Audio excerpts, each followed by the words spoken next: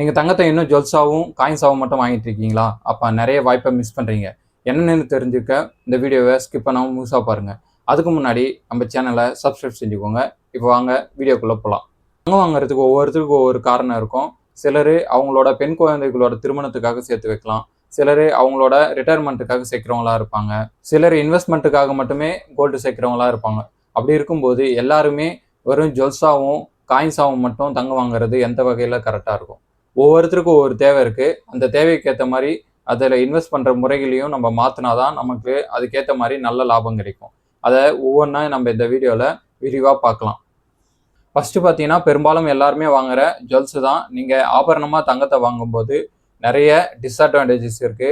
அதாவது நீங்க ஒரு ஆபரணமா நீங்க ஒரு நகைய வாங்கும்போது, உங்களுக்கு அதில செய்கூலி கட்டுற மாரி இருக்கும். சேதாரம் கட்டணும். ஜிஎஸ்டி 3% இருக்கு.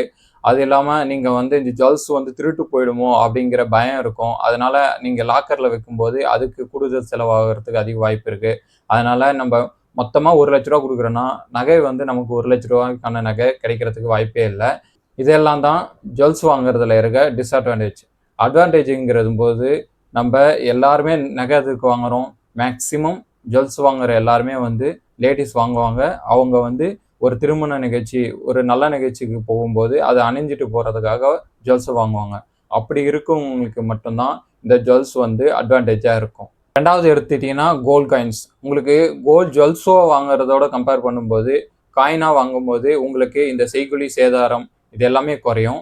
இருந்தாலும் அந்த ஜிஎஸ்டிங்கிற 3% நம்ம பே பண்ணி தான் இருக்கணும். உங்களுக்கு செய்கூலி சேதாரம் இல்லைனாலும், இதில வந்து நம்ப ஸ்டாம்ப் டியூட்டி அப்படின்னு சொல்லிட்டு ஒரு 2%லிருந்து 5% வரையும் நம்ம குடுக்க வேண்டியதா வரலாம். இதில அட்வான்டேஜ் எப்படி ஜுவல்ஸுக்கு வந்து சில டிஸ்அட்வான்டேஜ் இருக்கோ, அதே போல இதிலயும் வந்து திருட்டு அபாயம் இருக்கு. இந்த நகையும் நீங்க பாதுகாப்பா நம்ப ஒரு லாக்கர்ல வைக்கிற மாரி இருக்கும். இதெல்லாம் டிஸ்அட்வான்டேஜ். யாருக்கெல்லாம் இது சூட் ஆகும்னு பார்த்தீங்கன்னா, நான் முதலீடுக்காக தான் சேமிக்கிறேன். ஆனாலும் அது பாதுகாப்பா என் கையிலேயே இருந்தா நல்லாருக்கும் அப்படின்னு நினைக்கிறவங்களுக்கு, அவங்களுக்கு இந்த கோல்ட் காயின்ஸ் இன்வெஸ்ட்மென்ட்ங்கிறது சூட்டபுளா இருக்கும். அடுத்து பார்த்தீங்கன்னா, கோல்டு இடிஎஃப். கோல்டு இடிஎஃப்ப பொறுத்தவரையும் உங்களுக்கு முன்னாடி சொன்ன மாரி இதில செய்கூலி, சேதாரம், ஜிஎஸ்டி இந்த எந்த பிரச்சனையும் கிடையாது. நீங்க ஈஸியா வாங்கி வைக்கலாம். அதேபோல திருடு போகுங்கிற பிரச்சனையும் கிடையாது. உங்களுக்கு இதில 100% பியூரிட்டியோட உங்களுக்கு கோல்டு கிடைச்சிருது. இதுல என்ன டிஸ்அட்வான்டேஜ்ன்னு பார்த்தீங்கன்னா, நீங்க கோல்டு இடிஎஃப் வாங்குறதுக்கு உங்ககிட்ட கண்டிப்பா வந்து டீமேட் அக்கவுண்ட் இருக்கணும். செய்கூலி சேதாரம் பிரச்சனை இல்லனாலும், குறைஞ்சபட்ச புரோக்கரேஜ் ஃபீ வந்து நம்ம குடுக்குற மாரி இருக்கும். இது யாருக்கெல்லாம் சூட் ஆகும்னு பார்த்தீங்கன்னா, நீங்க ஏற்கனவே ஸ்டாக் மார்க்கெட் எல்லாமே இன்வெஸ்ட் பண்ணிட்டு இருக்கீங்க. உங்ககிட்ட டிமேட் கணக்கு எல்லாமே இருக்கு அப்படிங்கும்போதும், இல்ல முதலீடுக்காக மட்டும் தான் நான் தங்கத்த வாங்குறேன். எனக்கு முதலீடு வந்து தங்கத்துல என்ன லாபம் கிடைக்குதோ, அது எனக்கு கிடைக்கணும் அப்படின்னு நினைக்கிறவங்களுக்கு இது ரொம்பவே சூட்டபுளா இருக்கும். அடுத்து பார்த்தீங்கன்னா, gold mutual fund. Gold ETF போலயே தான். கோல்டு இடிஎஃப் வாங்குறதுக்கு உங்ககிட்ட டீமேட் அக்கவுண்ட் இருக்கணும். ஆனா, கோல்டு மியூச்சுவல் ஃபண்டுங்கிறது உங்ககிட்ட டீமேட் அக்கவுண்ட்லாம் தேவையில்ல. யார் வேணாலும் வாங்கலாம். இதுல கோல்டு இடிஎஃப்ல என்னென்னலாம் பாசிட்டிவ் சொன்னோமோ, அதாவது செய்கூலி வேணாம், சேதாரம் வேணாம், ஜிஎஸ்டி பே பண்ண வேண்டியதில்ல. இது எல்லாமே வந்து மியூச்சுவல் ஃபண்ட்லயும் அப்ளிகபிள் ஆகும். அதேபோல உங்களுக்கு வந்து அதுல சொன்ன மாரி இதுல குறைஞ்சபட்ச ஃபீ வந்து நீங்க குடுக்குற மாரி இருக்கும். இந்த கோல்டு மியூச்சுவல் ஃபண்ட் யாருக்கெல்லாம் சூட்டபிள் ஆகும்னா, நீங்க முதலா முதலீடுக்குள்ள வரீங்க. மியூச்சுவல் ஃபண்ட் இதெல்லாம் இப்ப தான் ஸ்டார்ட் பண்றீங்க அப்படின்னா, நீங்க வந்து கோல்டு மியூச்சுவல் ஃபண்ட் மூலமா தாராளமா நீங்க வந்து தங்கத்துல முதலீடு பண்ணலாம். அடுத்து பார்த்தீங்கன்னா, டிஜிட்டல் கோல்டு. டிஜிட்டல் கோல்டு வாங்குறது வந்து இப்ப சமீப காலமா ரொம்பவே அதிகரிச்சுட்டு வருது. டிஜிட்டல் கோல்டை பொறுத்தவரையும் 2 விதமான டிஜிட்டல் கோல்டு இருக்கு. ஒண்ணு வந்து கடைகள்ல போய் வாங்குறது. அதாவது ஜிஆர்டி போன்ற பெரிய நிறுவனங்களோட கடைகள்ல நம்ம ஒரு சீட்டு மாரி மாதம் ரூ. 2,000 இல்ல ரூ. 1,000ன்னு குடுத்து, நம்ம மாசம் மாசம் என்ன பண்ணுவோம், முதலீடு பண்ணிட்டே வருவோம். அது ஒரு 11 மாசம் கழிச்சோ, அல்லது 1 வருஷம் கழிச்சோ நம்ம கட்டுன தொகைக்கு நம்ம என்ன பண்ணுவோம்னா, அந்த செய்கூலி இல்லாம நம்ம வந்து இந்த தங்கத்த வந்து நம்ம வாங்குவோம். இருந்தாலும் அதுல வந்து நம்ம ஜிஎஸ்டி வந்து நம்ம தான் பே பண்ணி ஆகணுங்கிறத மறந்துறக்கூடாது. இது ஒரு வழின்னா, மற்றொரு வழி என்னன்னா, இந்த ஆப் மூலமாவே வந்து நெறைய பேர் பே பண்ணிட்டு வரீங்க. ரூ. 10 இருந்தே முதலீடு பண்ணலாம் அப்படின்னு வந்து சொல்றாங்க. அதுல வந்து நெறைய பேர் முதலீடு பண்றாங்க. அதுக்கப்புறம் மொத்தமா சேர்ந்த பிறகு அந்த கிராமுக்கான ஜுவல்ஸ வந்து நம்ம பர்ச்சேஸ் பண்ணிக்கலாம். போயிட்டு இருக்கிறது. இதுல தான் நெறைய பேர் முதலீடு பண்றாங்க. ஆனா இதுல இருக்க ஒரே ஒரு சிக்கல் என்னன்னு பார்த்தீங்கன்னா, இது எல்லாமே வந்து செபியோட ரெகுலேஷன் கீழ வரல. அதாவது நீங்க முழுக்க முழுக்க அந்த நிறுவனத்து மேல, அதாவது நீங்க ஒரு சீட்டு போட்டிருக்கீங்க இல்லையா? அந்த நிறுவனத்து மேல முழுக்க முழுக்க நம்பிக்கை வச்சு மட்டும் தான் நீங்க முதலீடு பண்றீங்க. ஒருவேள அந்த கம்பெனி திவாலானாலோ, எது இதுவானாலும் உங்களுக்கு வந்து செபி வந்து உங்களுக்கு கை கொடுக்காது. அதாவது முந்தைய சொன்னோம் இல்லையா, கோல்டு இடிஎஃப்ஓ, கோல்டு மியூச்சுவல் ஃபண்டோ திவாலானா அதுக்கு வந்து செபி வந்து பேக்கப் இருப்பாங்க. உங்க பணம் ரிட்டர்ன் கிடைக்குங்கிறத ஒரு உறுதி இருக்கு. ஆனா இங்க இந்த முறையில நீங்க டிஜிட்டல் முறையில நீங்க இன்வெஸ்ட் பண்ணும்போது உங்களுக்கு அந்த பண உத்தரவாதங்கிறது கிடைக்காது. முழுக்க முழுக்க நீங்க அந்த நிறுவனத்தை மட்டுமே சார்ந்து நீங்க முதலீடு பண்றீங்க அப்படிங்கிறத மறந்துடக்கூடாது. அதனால இந்த ரிஸ்க் இதில் இருக்கு. அடுத்து பார்த்தீங்கன்னா கோல்டு சாவரின் பாண்ட். என்ன கேட்டீங்கன்னா இருக்கிறதுலே பெஸ்ட்டான இன்வெஸ்ட்மெண்ட். அதாவது நீங்கள் முதலீடுக்காக மட்டுமே வந்து தங்கத்தை வந்து கெயின் பண்ணுறீங்க அப்படின்னா அப்போ வந்து உங்களுக்கு வந்து சாவரின் கோல்டு பாண்டு ரொம்பவே பயனுள்ளதாக இருக்கும். ஆனால் கோல்டு சாவரின் பாண்டை இப்போ வந்து மத்திய அரசு வந்து ரிலீஸ் பண்ணுறதே கிடையாது. ஏற்கனவே இருக்க பாண்டு மட்டும்தான் ட்ரேடிங் அக்கௌண்ட்டில் வந்து ட்ரேட் ஆகிட்டு இருக்கு. இதில் நீங்கள் வாங்கும்போது உங்களுக்கு கோல்டு இடிஎஃப்ல சொன்ன எல்லா பாசிட்டிவான விஷயமும் இருக்குது.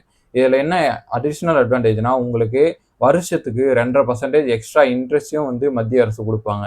ஆனால் இந்த திட்டத்தில் மூலமாக மத்திய அரசுக்கு பெரிய லாஸுங்கிறனால இந்த திட்டத்தையே வந்து மத்திய அரசு கைவிட்டாங்க. ஆல்ரெடி வாங்கி வச்ச பாண்டு மட்டும் செகண்டரி மார்க்கெட்டில் ட்ரேட் ஆகிட்டு இருக்கு. உங்களுக்கு விருப்பம் இருந்தால் நீங்கள் வந்து அதை வாங்கலாம்.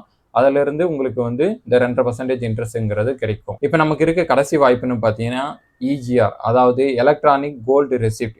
எப்படி வந்து கோல்டு இடிஎஃப் சொன்னோமோ, கோல்டு மியூச்சுவல் ஃபண்டு சொன்னோமோ, அது மாதிரி வந்து சாவரின் கோல்டு பாண்டு சொன்னோமோ, அதோட விலை ஏறுற மாதிரி இந்த ரிசிப்டோட விலையும் ஏறும்.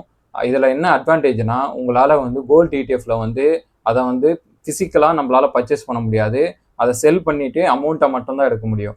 அந்த பிரச்சனையை ரெக்டிஃபை பண்ணி உங்களுக்கு இதில் வேணும்னா நீங்கள் செல் பண்ணுறதுனா செல் பண்ணிக்கலாம்.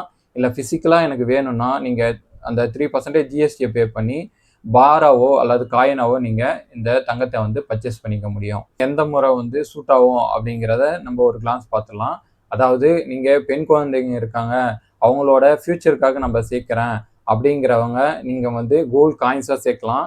ஏன் அப்படின்னு சொல்கிறேன்னா, நீங்கள் இப்போ ஒரு மாடல் வாங்குவீங்க, அவங்க என்ன பண்ணுவாங்க, இப்போ சின்ன பசங்களாக இருப்பாங்க, அவங்க கொஞ்சம் வளர்ந்து வந்து இந்த மாடல் என்ன ரொம்ப பழைய மாடலாக இருக்குது, எனக்கு வேறு மாடல் வேணும்னு சொன்னாங்கன்னா நீங்கள் அப்போ என்ன பண்ணணும், இருக்கிற ஜுவல்ஸை வந்து திருப்பி நீங்கள் மாற்றும் போது உங்களுக்கு அதில் வந்து ஒரு நிறைய லாஸ் ஆகிறதுக்கு வாய்ப்பு இருக்குது. அதனால் நீங்கள் இப்போ காயினாக வாங்கிட்டீங்கன்னா நீங்கள் திருப்பி அது ஜுவல்ஸாக மாற்றுறதுக்கு ரொம்பவே கரெக்டாக இருக்கும். இல்லை இப்போ நான் யூஸ் பண்ணுறதுக்காக வாங்குறேன் அப்படின்னு நீங்கள் போனீங்கன்னா அப்போ வந்து நீங்கள் ஜுவல்ஸாகவே வாங்கிக்கலாம். அதில் வந்து எங்கே வந்து செய்கூலி சேதாரம் ரொம்ப கம்மியாக இருக்குது அப்படிங்கிறத பார்த்து நீங்கள் வாங்கலாம். இல்லை ஒருங்கள நீங்கள் சீட்டு போட்டும் நீங்கள் வந்து செய்கூலி சேதாரம் இல்லாமல் வந்து ஆபரணங்களை வாங்கலாம். ஆனால் அந்த நிறுவனம் ரொம்பவே நம்பிக்கைக்குரிய நிறுவனமாக இருக்கா அப்படிங்கிறத நீங்கள் ஒரு டைம் வெரிஃபை பண்ணிக்கோங்க. கடைசியில் முதலீடுக்காக மட்டும்தான் நான் தங்கத்தை வாங்குறேன், மற்றபடி எனக்கு அதை வந்து ஃபிசிக்கலாக கேரி பண்ணணும்னு எந்த அவசியமும் இல்லை அப்படின்னு இருக்கவங்க கண்டிப்பாக நீங்கள் கோல்டு இடிஎஃப் போகலாம். அப்படி இல்லைன்னா கோல்டு மியூச்சுவல் ஃபண்டு, இஜிஆர் இந்த மாதிரியான நீங்கள் டிஜிட்டல் முறைகளை வந்து நீங்கள் வந்து நோக்கி போகிறது தான் உங்களுக்கு ரொம்பவே நல்லது. ஏன்னா உங்களுக்கு இதில் செய்கூலி சேதாரம் ஜிஎஸ்டி எந்த பிரச்சனையும் கிடையாது. நீங்கள் என்ன பண்ணுறீங்க, கொடுக்குற காசுக்கு நீங்கள் அப்படியே தங்கத்தை வாங்குறீங்க, நல்ல விலைக்கு போகுது, உங்களுக்கு விற்கணும்னு தோணுச்சுன்னா விற்றுறீங்க, அந்த காசும் உங்களுக்கு வந்துடும். அதனால் நீங்கள் முதலீடுக்காக மட்டும் போகிறீங்கன்னா நீங்கள் இந்த முறைகளை பயன்படுத்துறது ரொம்பவே பயனுள்ளதாக இருக்கும். இந்த வீடியோ உங்களுக்கு ரொம்பவே பிடிச்சிருக்கும்னு நம்புகிறேன். நீங்கள் நம்ம சேனலுக்கு புதியவராக இருந்தால் மறக்காமல் நம்ம சேனலை சப்ஸ்கிரைப் செஞ்சுக்கோங்க. இந்த வீடியோவை தங்கம் வாங்கணும்னு இருக்க உங்கள் ஃப்ரெண்ட்ஸ் அண்ட் ரிலேட்டிவ்ஸ்க்கு மறக்காமல் ஷேர் பண்ணுங்கள். நம்ம அடுத்த வீடியோவில் சந்திக்கலாம். நன்றி, வணக்கம்.